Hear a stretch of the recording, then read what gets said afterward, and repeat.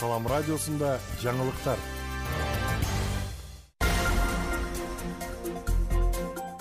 Саламатсызбы ардактуу угарман жана көрүүчү, эфирде жаңылыктар чыгарылышы, аны мен Жасмина Сайдиманова тааныштырам.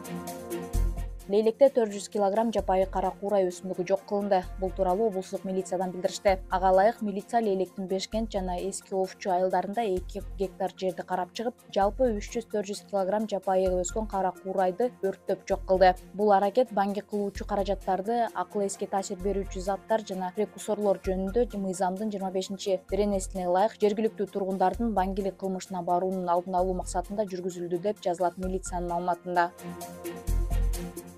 Кыргызстанда мөңгүлөр азайып баратат. Улуттук илимдер академиясынын суу маселелери жана гидроэнергетика институтунун жер үстүндөгү суу ресурстары лабораториясынын башчысы Ольга Стрижанцева кабар агенттигинде өткөн маалымат жыйынында өлкөдө мөңгүлөр азайып бара жатканын билдирди.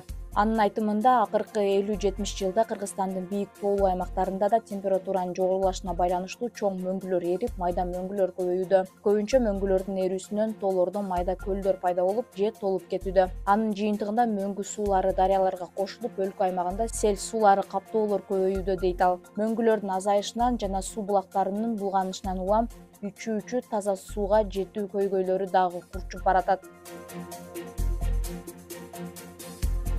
Быйыл Баткенде 22 объекттин курулушу бүткөрүү пландалууда. Облустук бийликтин мамлекеттик казынадан быйыл облуста 68 объекттин курулушу титулдук тизмеге кирген.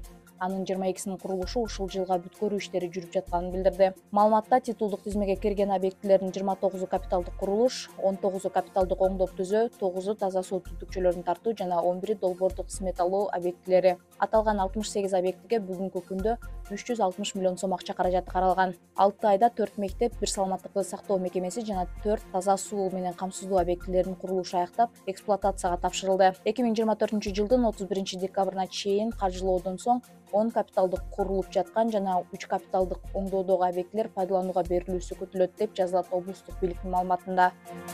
Күндүн маанилүү чыгарылыштары мына ушулар болду. Кийинки эфирден амандашканча саламыңыз түз болсун.